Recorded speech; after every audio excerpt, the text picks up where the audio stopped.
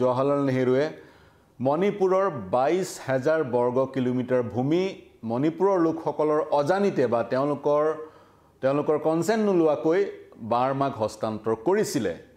এই প্ৰসংগটো পুনৰ উত্থাপন হৈছে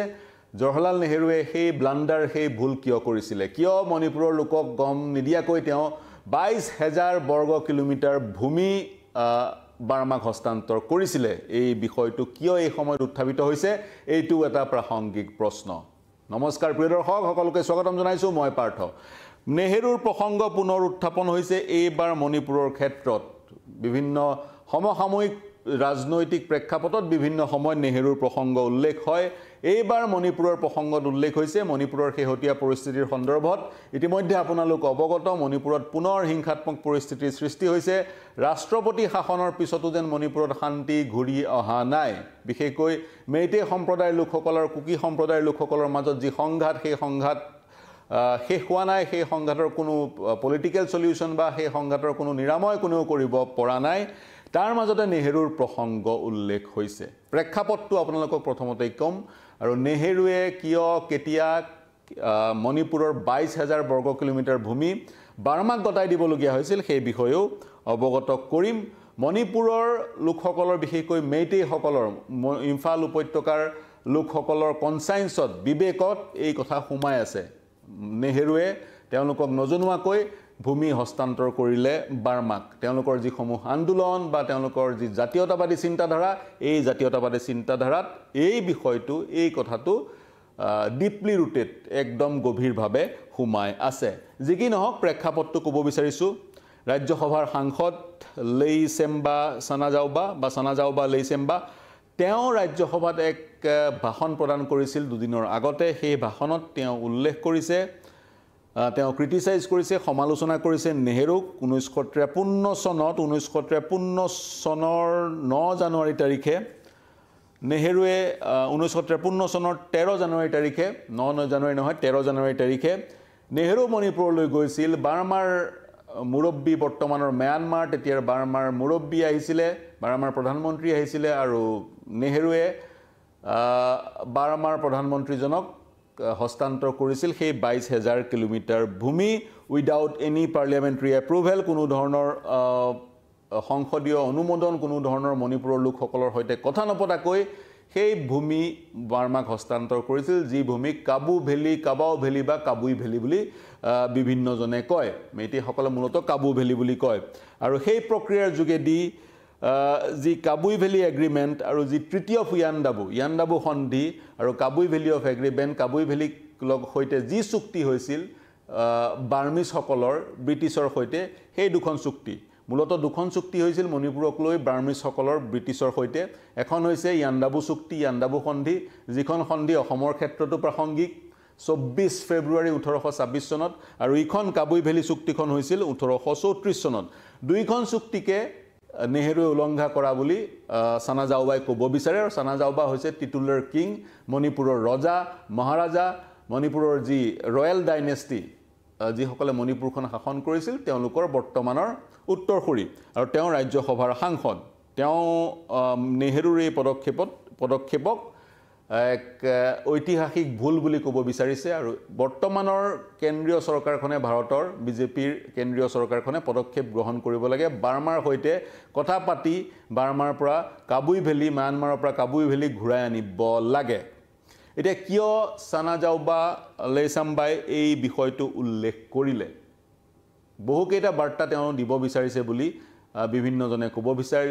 বিচাৰিছে যেতিয়াই বাতৰিটো আত্মপ্ৰকাশ কৰিছিল তেতিয়া আমি মণিপুৰী বিশেষজ্ঞ মণিপুৰী বুদ্ধিজীৱী আৰু মণিপুৰী সাংবাদিকৰ সৈতে কথা পাতিছিলোঁ তেওঁলোকে ক'ব বিচাৰে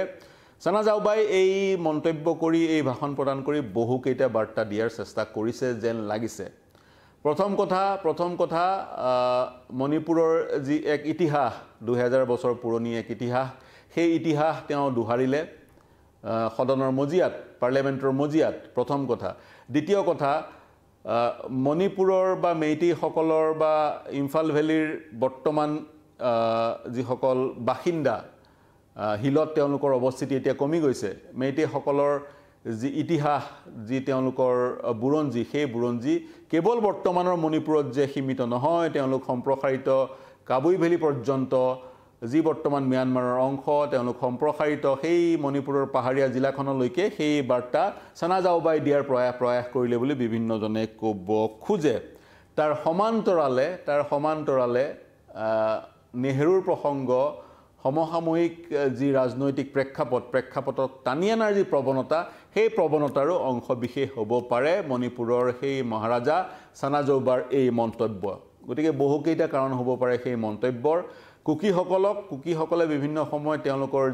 তেওঁলোকৰ যি অৱস্থিতি সেই অৱস্থিতি কেৱল মণিপুৰেই নহয় ম্যানমাৰৰ পৰা আৰম্ভ কৰি মিজোৰামৰ পৰা আৰম্ভ কৰি নাগালেণ্ড বা অসমলৈকে সম্প্ৰসাৰিত বুলি কোৱাৰ যি প্ৰৱণতা সেই প্ৰৱণতাক কাউণ্টাৰ দিলে প্ৰতিহত কৰিলে সানা জাওবাই কাবুই ভেলী এসময়ত মণিপুৰৰ ইণ্টিগ্ৰেল পাৰ্ট আছিল বুলি কৈ যি কি নহওক কাবুই ভেলী প্ৰথম কথা কাবাও বা কাবু ভেলী কেনেকৈ বাৰ্মালৈ গ'ল আমি এই প্ৰসংগটো উল্লেখ কৰিবলৈ 1826 আগলৈ যাব লাগিব পূৰ্বলৈ যাব লাগিব যিদৰে বাৰ্মাৰ সেই ৰজাই নৃশংসভাৱে অসম আক্ৰমণ কৰিছিল মণিপুৰো আক্ৰমণ কৰিছিলে আৰু অসম আৰু মণিপুৰ আক্ৰমণ কৰি অসম আৰু মণিপুৰক এক প্ৰকাৰ নিঃশেষ কৰি পেলাইছিলে বিভিন্ন সময়ত আমি ইয়াণ্ডাবু সন্ধিৰ বা সেই বাৰ্মাৰ আক্ৰমণৰ যি নৃশংসতা সেই নৃশংসতাৰ সন্দৰ্ভত বিশ্লেষণ আগবঢ়াইছিলোঁ আৰু এই যি আক্ৰমণৰ অন্ত পৰিছিল যেতিয়া ব্ৰিটিছে হস্তক্ষেপ কৰিছিলে এংলো বাৰ্মা ৱাৰ হৈছিলে আৰু এই যুদ্ধৰ অন্ত পৰিছিল তৃতীয় ইয়াণ্ডাবুৰ যোগেদি বা ইয়াণ্ডাবু সন্ধিৰ যোগেদি মহাৰাজা গম্ভীৰ সিঙক সেই যি বাৰ্মাৰ যি আক্ৰমণৰ অন্ত পৰিছিল আৰু মণিপুৰৰ মহাৰাজা গম্ভীৰ সিঙক মণিপুৰখন ঘূৰাই দিয়া হৈছিলে আৰু অসমত প্ৰত্যক্ষভাৱে আহোমক অসমখন ঘূৰাই দিয়া হোৱা নাছিলে প্ৰত্যক্ষভাৱে ইংৰাজৰ শাসন আৰম্ভ হৈছিল ইয়াণ্ডাবু সন্ধিৰ যোগেদি কিন্তু অসমৰ আমি প্ৰসংগ এই মুহূৰ্তত উল্লেখ নকৰোঁ কাৰণ আমি মণিপুৰৰ কথা কৈ আছোঁ গম্ভীৰ সিঙে মণিপুৰ ঘূৰাই পালে ব্ৰিটিছৰ হস্তক্ষেপত বাৰ্মাই মণিপুৰ ত্যাগ কৰিলে আক্ৰমণৰ অন্ত পৰিল মণিপুৰ বাচি গ'ল কিন্তু বাৰ্মাই কাবুই ভেলীখন যিখন মণিপুৰৰ ৰজাৰ মণিপুৰৰ সাম্ৰাজ্যৰ এটা অবিচ্ছেদ্য অংগ আছিল কাবুই ভেলীখন বাৰ্মাৰ ৰজাই বা বাৰ্মাৰ শাসকে বিচাৰি থাকিবলৈ আৰম্ভ কৰিলে 1834 চনত গম্ভীৰ সিঙৰ মৃত্যুৰ পিছতে কাবুই ভেলীখন ব্ৰিটিছে বাৰ্মাক দি দিলে সেই কাবুই এগ্ৰিমেণ্টৰ যোগেদি এখন চুক্তিৰ যোগেদি আৰু সেই চুক্তিত কোৱা হ'ল ব্ৰিটিছ গভৰ্ণমেণ্টে মণিপুৰৰ ৰজাক প্ৰতি বছৰে এটা নিৰ্দিষ্ট এমাউণ্ট 500 সিক্কা প্ৰতি বছৰে দি থাকিব এক নিৰ্দিষ্ট ধন মণিপুৰৰ চৰকাৰক দি থাকিব মণিপুৰৰ ৰজাক দি থাকিব অৰ্থাৎ ভূমি এটুকুৰা বাৰ্মাক দিয়া হৈছে তাৰ বিনিময়ত বাৰ্মাৰ ৰজাৰ পৰা ব্ৰিটিছে পইচা ল'ব আৰু ব্ৰিটিছে সেই পইচা মণিপুৰক দিব অৰ্থাৎ লিজত দিয়া হৈছিলে সম্পূৰ্ণৰূপে দিয়া হোৱা নাছিলে সেই যি চুক্তিৰ সেই এই অংশটো সেই দফা হিচাপে চুক্তিখনত অন্তৰ্ভুক্ত হৈ আছিলে অৰ্থাৎ লিজ আউট কৰা হৈছিলে কাৰণ মণিপুৰৰ মহাৰাজাক মণিপুৰৰ যি শাসক আছিলে সেই শাসকত ব্ৰিটিছ চৰকাৰে এটা ধন দিছিলে সেই মাটিখিনি বাৰ্মাক দিয়াৰ কাৰণে আৰু সেই ধন দিয়াৰ প্ৰক্ৰিয়াটো মণিপুৰৰ সাম্ৰাজ্যক মণিপুৰৰ ৰজাক সেই ধন দিয়াৰ প্ৰক্ৰিয়াটো 1949 চনলৈকে চলি আছিল বুলি বিভিন্নজনে ক'ব খোজে বা 1950 চনলৈকে চলি আছে 1953 চনলৈকে চলি আছিল বুলি বিভিন্নজনে ক'ব খোজে তেতিয়ালৈকে চলি আছিলে আৰু 1954 চনত এই ধন দিয়াৰ প্ৰক্ৰিয়াটো বন্ধ কৰি নেহেৰুৱে সম্পূৰ্ণৰূপে কাবুই ভেলীখন 22,000 বৰ্গ কিলোমিটাৰ সেই যি স্থান মণিপুৰৰ এসময়ত অবিচ্ছেদ্য অংগ আছিলে 1834 চনৰ পূৰ্বে সেই স্থান সম্পূৰ্ণৰূপে বাৰ্মাক সম্পূৰ্ণৰূপে দি দিয়া হ'ল আৰু সেই নেহেৰুৱে মণিপুৰক নুসুধি সংসদৰ কোনো অনুমোদন নোলোৱাকৈ বাৰ্মাক সেই স্থান গতাই দিয়াৰ কাৰণে হস্তান্তৰ কৰাৰ কাৰণে মণিপুৰীসকল তেতিয়া ক্ষোভিত হৈছিল আজিও ক্ষোভিত আজি মণিপুৰৰ যিসকল জাতীয়তাবাদী চিন্তাধাৰাৰ সংগঠন বা যিসকল লোক বা অস্ত্ৰধাৰী যিসমূহ বিদ্ৰোহী সংগঠন সেই সংগঠনবোৰেও কিন্তু প্ৰত্যক্ষভাৱে যদিও কাবুই ভেলী মণিপুৰে ঘূৰাই ল'ব লাগে বা মণিপুৰৰ কাবুই ভেলী অংশ হ'ব লাগে সেই ধৰণৰ দাবীবোৰ উত্থাপন নকৰে কিন্তু নেহেৰুৱে লোৱা এই পদক্ষেপ তেওঁলোকৰ সাইকত মানসপটত তেওঁলোকৰ চিন্তাধাৰাত তেওঁলোকৰ বিবেকত সোমাই আছে ডিপলি গভীৰভাৱে সোমাই আছে ভাৰতবৰ্ষৰ এক উপনিৱেশিক চিন্তাধাৰা বা ভাৰতবৰ্ষৰ যে মণিপুৰক মাহিয়াৰ দৃষ্টিৰে চাই এই নেৰেটিভটো ৰাইজৰ মাজত সুমুৱাই দিবলৈ নেহেৰুৰ সেই পদক্ষেপৰ অৱতাৰণা বিভিন্ন সময়ত জাতীয়তাবাদী চিন্তাধাৰাৰ নেতৃত্বই কয় অসমৰ ক্ষেত্ৰত যেনেকৈ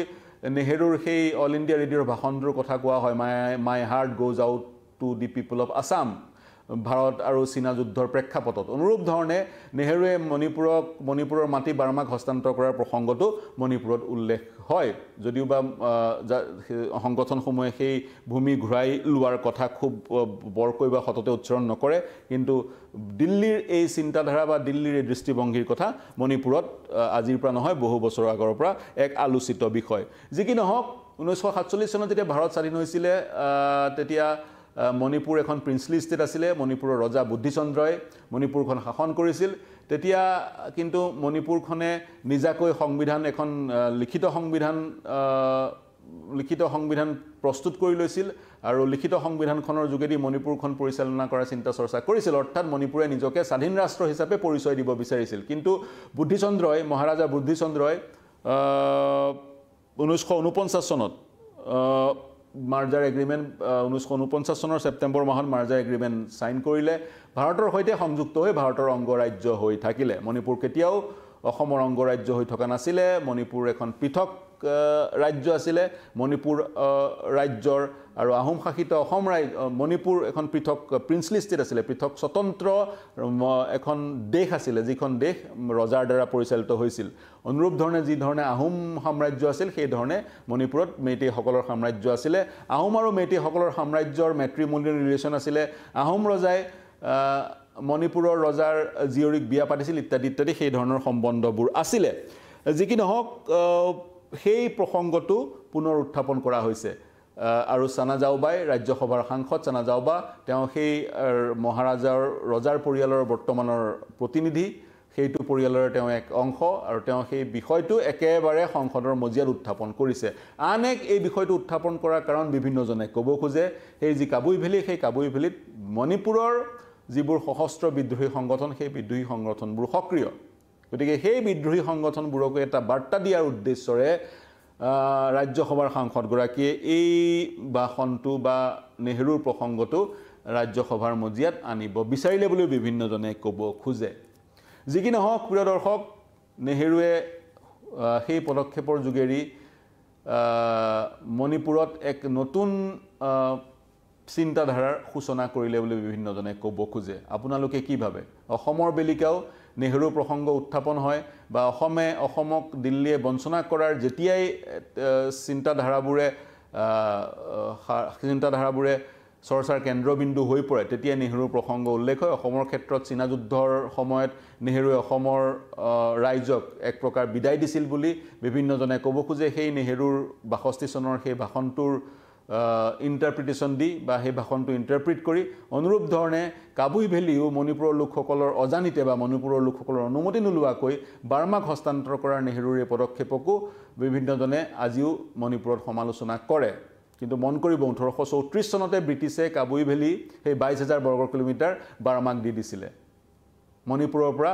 কাঢ়ি বাৰ্মাক দি দিছিলে আৰু বাৰ্মাক সেই ভূমি দিয়াৰ কাৰণে মণিপুৰৰ ৰজাক 500 সিক্কা প্ৰতি মাহে প্ৰদান কৰা হৈছিল সেয়া ব্ৰিটিছে প্ৰদান কৰিছিল অৰ্থাৎ একেবাৰে দিয়া নাছিল হস্তান্তৰ কৰিছিলে লিজতহে দিছিল বুলি ক'ব পৰা যায় তেনে ক্ষেত্ৰত নেহেৰুৱে 1954 বা 53 চনত সেই ভূমি ঘূৰাই লোৱাৰ অৱকাশ আছিলে তেওঁ যদি চেষ্টা কৰিলে হয় বৰঞ্চ তাকে নকৰি সেই ভূমি একেবাৰে স্থায়ীভাৱে হস্তান্তৰ কৰি দিয়া হ'ল এনে ধৰণৰ চিন্তা চৰ্চাই কিন্তু মণিপুৰত আজিও কেন্দ্ৰবিন্দু হৈ আছে আলোচনাৰ প্ৰিয় দৰ্শক এই বিশ্লেষণ আগবঢ়ালো এই বাতৰিৰ শিৰোনাম দখল কৰাৰ কাৰণে উত্তৰ পূৰ্বাঞ্চলৰ বাতৰিক আমি সদায় অগ্ৰাধিকাৰ দিওঁ আৰু বিভিন্ন সময়ত আৰু আমি ইংৰাজী ভাষাত উত্তৰ পূৰ্বাঞ্চলৰ বাতৰিসমূহ আপোনালোকৰ মাজলৈ লৈ আহোঁ বা বিশ্লেষণসমূহ ইংৰাজী ভাষাটো লৈ আহোঁ অসমৰ 7 ভনীৰ এক অন্যতম ভগ্নী মণিপুৰত আজিও অশান্ত পৰিস্থিতি দুটা সম্প্ৰদায়ৰ মাজত আলোচনাৰ মাজেৰে সমস্যা সমাধান কৰাৰ পৰিৱেশ মণিপুৰত এতিয়াও অহা নাই ৰাষ্ট্ৰপতি শাসন মণিপুৰত প্ৰযোজ্য কৰাৰ পিছতো যেন মণিপুৰত শান্তি ঘূৰি অহা নাই এতিয়াও মণিপুৰত সংঘাতৰ পৰিৱেশ বিৰাজমান মণিপুৰত কেতিয়া শান্তি আহিব অনেক প্ৰাসংগিক প্ৰশ্ন আৰু নেহেৰুৰ প্ৰসংগটো উত্থাপিত হৈছে নেহেৰুৰ এই পদক্ষেপক আপুনি কেনেদৰে বিশ্লেষণ কৰে কেনেদৰে চায় এই বিশ্লেষণ কেনে পালে সেয়াও জনাব মন্তব্য কৰিব প্ৰত্যুত্তৰ দিব আমাৰ ইউটিউব চেনেলৰ ফেচবুক পেজত প্ৰৱেশ কৰি কমেন্ট সেকশনত মন্তব্য বা প্ৰতিক্ৰিয়া লিখি তাৰ সমান্তৰালকৈ মণিপুৰৰ প্ৰতিটো খবৰ আপোনালোকক আমি জনাই আছো আৰু প্ৰতিশ্ৰুতিবদ্ধ অনাগত সময়ত জনাই যাবলৈ কেৱল বাতৰিয়ে নহয় বাতৰিৰ আৰৰ বাতৰি আৰু বিশ্লেষণো জনাই যাম কেৱল মণিপুৰেই নহয় দেশ বিশ্ব ৰাজ্যৰ সকলো বাতৰিৰ কাৰণে চাই থাকিব নিউজ 18 অসম নৰ্থ ইষ্ট এতিয়ালৈ এৰিছো শুভৰাত্ৰি